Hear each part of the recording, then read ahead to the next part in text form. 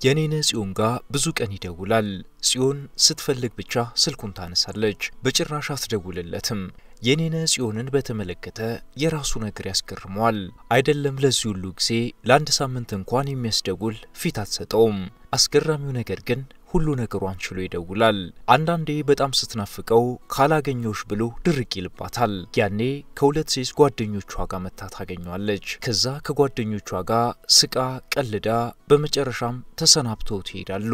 ይሄኔ ለምን ላገኝሽ እንዳላት ትርጉሙ ይጠፋበታል። በስልክ ስታወራው የሥራ ቦታ ባለጉዳይ ታስመስለዋለች። ድምጿ ላይ ደርባባነት አይታይባትም። ምናልባት ስለማትፈልገኝውን ሲል ያስባል። ያም ሆኖ እንገናኝ ሲላት ያገሩን ሁሉ ስራ እሷ የምትሰራው ይመስል ጊዜ እንደሌላት ልታስረዳው ትሞክራለች። እሱ እንኳን የአንድ የግል ባንክ ቅርንጫፍ ምክትል ስራ አስኪያጅ ነውና በአንድ ኮሌጅ እሁድና ቅዳሜን እያስተማረ እንደሷ ቢዚ ነኝ አይልም። ሁሌ እንዲህ ስትለው አንድ አባባል ትዝ ይለዋል። በዚህ ዓለም ላይ እንደማትወድ ሴት ቢዚ የለም። ይህንን ግን ከቅጽበት በላይ ማሰብ አይፈልግም። በሷ ሁሌም ተስፋ ያደርጋል። ከልቡ ሊያወጣት አይፈልግም። ከስንት አንዴ ተሳክቶለት ያገኛትና ብቻዋን የመጣች ቀን ነፃ ሆኖ አይናይኗን እያየ ማውራት ያቅቷል። አክብዶ ስለሚያያት ጨዋታ አይመጣለትም። በዝምታ ይዋጣል። እሱ በሁሉ ነገሯ እንደመሳቡ እሷ ግን በሱ በአንድ ነገር እንኳን ልትሳብ አለመቻሏ ያስገርመዋል። ሳይተዋወቁ በፊት የእሷን ቀልብ ለመሳብ ያላደረገው ነገር አልነበረም። እሷ ግን ሁሌም በራሷ ሁኔታ ውስጥ ነች። እንደሚወዳት 100% እርግጠኛ ስለሆነች ፊት ለፊቱ ለምታደርገው ነገር እንኳን አትጠነቀቅለትም። አብረው ቁጭ ብለው ረጅም ስልክ ታወራለች። ለዛውም እዚህ ግባ የማይባል ወሬም 2 ደቂቃ ከሳቀች ቀጣዩን 2 ደቂቃዎች ደግሞ እልም ያለ ዝምታ ውስጥ ትገባለች። ልክ ስልኩን እንዳበቃች ገና ከሱ ጋር 10 ደቂቃ እንኳን ሳይወሩ እንሂዳደል ሰዓቱ እየሄደ ነው ትሏለች። ገና ቁጭ ከማለታችን ገና እኮ ነው ይላታል በልመና። ጽዮን ግን ጭራሽ ሳትሰማው ቦርሷን እያዘጋጀች አስተናጋጁን ባይኗ ትፈልግና በእጇ ምልክት ትጠራዋለች። የኔነ ምንም ሳይል ከወንበሩ ይነሳል። እንደሚወዳት እንደሚያፈቅራት ነግሯታል። የኔነ ነገራት እንጂ የሷን ሐሳብ አልጠየቃትም። እሷም አልነገረችውም። ትወደኛለች ብሎ ስለማያስብ ምላሿን ይፈራዋል። እሷ ስለሱ ምንም ይሰማት ካጠገቧ ግን መራቅ አይፈልግም። እያደረጋቸው ያሉትንና ወደፊት ሊያደርጋቸው ያስባቸውን የግሉን ጉዳዮች ሳይቀር ይነግራታል። ጽዮን ግን ጥሩ ነው ከማለት ውጭ ምንም ሐሳብ የላትም። ጥሩ ነው አባባሏ ራሱ ምን አገባኝ ታዲያ የማለት አይነት ቃና ያለው ነው። በሌላ ቀን አንዳንዴ ካላገኘውሽ ብሎ ሲጨቀጭቃት ከጓደኞቿ ጋር ትመጣለች። ጓደኞቿ በሚያውቋቸው ውድ ሬስቶራንቶች እዚህ ይሻላል እዛ ይሻላል እያሉ ይከራከሩና አንዱ ጋር ይዘው ይሄዳሉ። ጽዮን በሁለቱ ክርክር ከመሳቆች ሐሳብ አትሰጥም። አንዱ ጋር ይገቡና የሚጠቀሙትንም የማይጠቀሙትንም ብዙ ነገር ያዛሉ። አንዳንዴ እንደዛ በማድረጋቸው እየተያዩ እንደሞኝ ይቆጥሩታል። የኔነ ሐሳብ አይሰጥም። ይሄ ሁኔታ ሲደጋገም አንዳንዴ ተስፋ የቆረጠ ዓላማ ቢስ አድርገውም እንደሚያስቡት ከሁኔታቸው ይረዳል። እሱ ግን ተስፋ አልቆረጠም። ዓላማ አለው። አሁን ባለው ሁኔታ ቀዳሚ ተስፋውም ዓላማውም ጽዮን ነች። እሷን ካስደሰታት ከዚህም በላይ ያደርጋል። ምናልባት አንድ ቀን ስሜቱን ተረርታ ልቧ ተቃንቶለት ካገኛት ሌላውን ቀስ ብሎ እንደሚደርስበት ያስባል።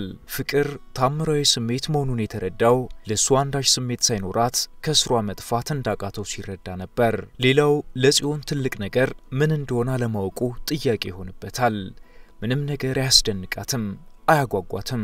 ለዚህ ነው በሱ ላይ ያላት ግዴለሽነት ያን ያህል የማይሰማው። ከጓደኞቿ ጋር መታ ያገኘችው ቀን ለሶስት የሞቀ ጨዋታቸውን ሲይዙ እሱን ይዘነጉታል።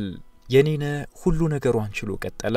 ሰዎች እስኪያስደውልላትና ከስሯ ጠፍተው ከፈለገች ተደውልላለች ካልፈለገችም ቁርጥን አውቀ ትቀመጣለች ሲሉ መከሩት። የኔነ ግን የማይችለው ነገር ቢኖር ከጽዮን መራቅ ነው።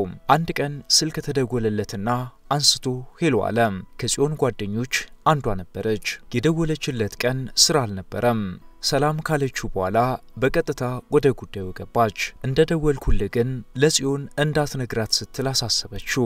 ምን ልትነግረኝ ይሆን እያለ ልቡ በፍጥነት መምታት ጀመረ። እየከበደው እሺ ችግር የለም አልነግራትም አላት። የጽዮን ጓደኛ ቀጠለች። የመጀመሪያው ቢመርም እንግዲህ ዋጣው። ጽዮን አትወድህም። ያው አንተ ሊገባ ስላልቻለ ነው እንጂ በብዙ መልኩ ልታሳይ ሞክራለች። ግን በቃ ወይ አልተረዳህም ወይን ደግሞ መረዳት አልፈለክም። ይህንን የምልህ በማይሆን ነገር ላይ ጊዜን እያቃጠልክ መስሎ ስለተሰማኝ ነው አለችው። ወሬዋን መጨረሷን እንዳየ ግን እኮ ምንም አዲስ ነገር አልነገርሽኝም፣ የማውቀው ነው የነገርሽኝ አላት። የጽዮን ጓደኛ በስልክ ውስጥ ድምጿ ጠፋ። አለሽ አላት። ለሰከንዶች ዘግይታ አው እየሰማው ነው አለችው። እንዳልኩሽ ነው አላት። ቆይ ከሁለት ዓመት በላይ ያላንዳሽ ነገር ጊዜን ማቃጠሉስ አልከበደህም አለችው። ያዕቆብ ራሔልን ስንት ዓመት እንደጠበቃት ታውቂያለሽ አላት። አላቅም አለችው። 21 ዓመት ጠብቋታል። እኔ ገና 19 ዓመት አለኝ ማለት ነው አላት። የጽዮን ጓደኛ አቋረጠችው። ይኸውልህ እቺ ራሔል አይደለችም ጽዮን ነች። ዘመኑም የራሔልና ያዕቆብ እንዳልሆነ መረዳት ይኖርባል ስትል ሞገተችው። የኔነ ግን መከራከር አልፈለገም። እሺ በቃ አመሰግናለሁ፣ መልካም ቀን አላት። ስልኩ ከመዘጋቱ ሽርፍራፊ ሰከንዶች በፊት የሌላ ሴት ከት ያለ ሳቅ ተሰማው። የኔነ ከነከነውና እንደገና ደወለ። ስልኩ አይነሳም። ደጋግሞ ደወለ። አሁንም አይነሳም። ስልኩ ከመዘጋቱ በፊት ለቅጽበት የሰማት ሳቅ ድንገት ንዴቱን ጫፍ አስነካችው። ሳቋ የጽዮን ስለመሆኑ አልተጠራጠረም። ምናልባት የተጠራቀመው ብሶት ይሆን አለዛም አትወድም ብላ ስላረጋገጠችለት ግልጽ ባይሆንም ንዴቱ ይበልጥ ተቀጣጠለ። በስሩ የሚመራቸውን ሰዎችና ጽዮንን ለአንድም ቀን አነጻጽሯቸው አያውቅም። ስራ ቦታ በትህትና መጥቶ የሚያናግሩትን ያህል ጽዮን ጋር ክብሩ ትዝ አይለውም። አሁን ግን ከሚገባው በታች ዝቅ እንዳለ ድንገት ተሰማው። ከዚህ በኋላ በቃኝ አለ። የጽዮንን ስልክ በቃሉ ቢያውቀውም ከስልኩ ላይ ያጠፋው። ማጥፋት ብቻም አይደለም ቁጥሯን ብላክሊስት ውስጥ አስገባው። ከ15 ቀን በኋላ ግን ልደውልላት አልደውልላት እያለ ከራሱ ጋር ውዝግብ ውስጥ ገባ።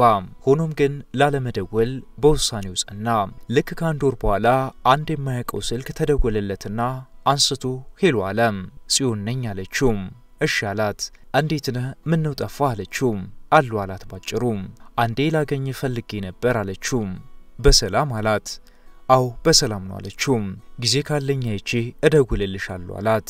ጽዮን ላገኝ ስትለው ለመጀመሪያ ጊዜ ሲሆን እሱም ጊዜ ካለኝ አይቼ እደውልልሻለሁ ሲላት እንደዛው ለመጀመሪያ ጊዜ ነበር። ጽዮን በቀዘቀዘ ድምጽ እሺ እጠብቃለሁ አለችው። የኔነ የተረጋጋች የመሰለችው ልቡ እንደገና ተናወጠችበት። ግን ደግሞ ለክፋቱ የስከዛሬው ነገሯ ሁሉ ተጠራቅሞ ተዛለውና ተረበሸ። ሳይደውልላት ቀረ። ጽዮን ከጥቂት ቀናት በኋላ እንደገና በሌላ ስልክ ደወለችና አንዴ ላገኝ ስትል በድጋሚ ጠየቀችው። ጊዜ ሳገኝ እደውልልሻለሁ አላት። አሁንም ጽዮን ቀናትን ጠብቃ ምንም አይነት ምላሽ ስታጣ አሁንም ደወለችለት። የኔነህም ለምን ላገኝሽ እንደማልፈልግ አትረጅኝም አላት ቆጣ ብሎ። ጽዮን ግን አልተወችውም። አላናግርሽም ባላት ቁጥር መደወሉ ባሰባት። ካላገኘው ማለቷን ቀጠለች። በመጨረሻም ሊገናኙ ተቀጣጠሩ።